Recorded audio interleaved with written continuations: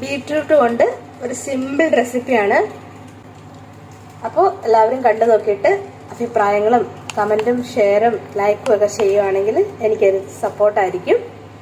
അപ്പോൾ അതിലേക്ക് വേണ്ടത് ബീറ്റ്റൂട്ട് തന്നെയാണ്. സവാള വേണം, അരമുറി സവാള, ഒരു ബീറ്റ്റൂട്ട്, ചെറിയൊരു ബീറ്റ്റൂട്ടാണ് ഞാൻ എടുത്തത്. പിന്നെ കടുക് വറുക്കാൻ ആവശ്യമായ മുളകും കറിവേപ്പിലയും മാത്രമാണ് ഇതിലേക്ക് വേണ്ടത്. അപ്പോൾ ഇത് എങ്ങനെയാണ് തയ്യാറാക്കുന്നത് നമുക്ക് നോക്കാം. ചൂടായ ഇരുമ്പ് ചട്ടിയിലേക്ക് വെളിച്ചെണ്ണ ഒഴിച്ചു കൊടുക്കുക. കടുക് പൊട്ടി കറിവേപ്പില ഇട്ട് കൊടുത്തു.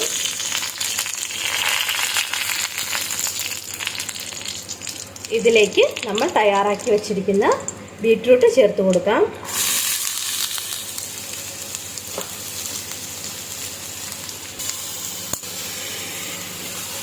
ഇളക്കി യോജിപ്പിച്ച് ലോ ഫ്ലെയിമിൽ ഇതിനെ വേവിച്ചെടുക്കണം.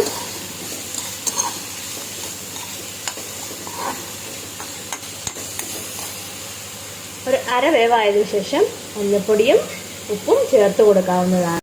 പൊടിയും ഉപ്പും ഇട്ട് കൊടുത്തു.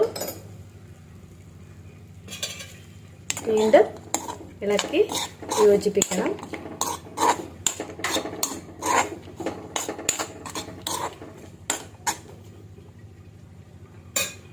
അടച്ചു വെച്ച് വേവിക്കുക. ഇത് ലോ ഫ്ലെയിമിൽ ചെറുതായിട്ട് വേവിച്ചെടുക്കണം. ഇടയ്ക്കിടയ്ക്ക് ഇതിന് ഇളക്കി കൊടുത്ത് അടച്ചു വെച്ച് വേവിക്കുക. നമ്മുടെ ബീറ്റ്റൂട്ട് തോരൻ ഏകദേശം റെഡിയായി കഴിഞ്ഞു. ഇതിലേക്ക് കുറച്ച് കുരുമുളക് പൊടി ചേർത്ത് കൊടുക്കുന്നുണ്ട്. ഒരു ടേസ്റ്റിന് വേണ്ടിയിട്ടാണ്. അടച്ചു വയ്ക്കുക. ഇളക്കി ചേർത്തതിന് ശേഷം അടച്ചു വെച്ച് ഇതിനെ വേവിക്കുക. ഇത്രയേ ഉള്ളൂ, സിമ്പിളാണ്.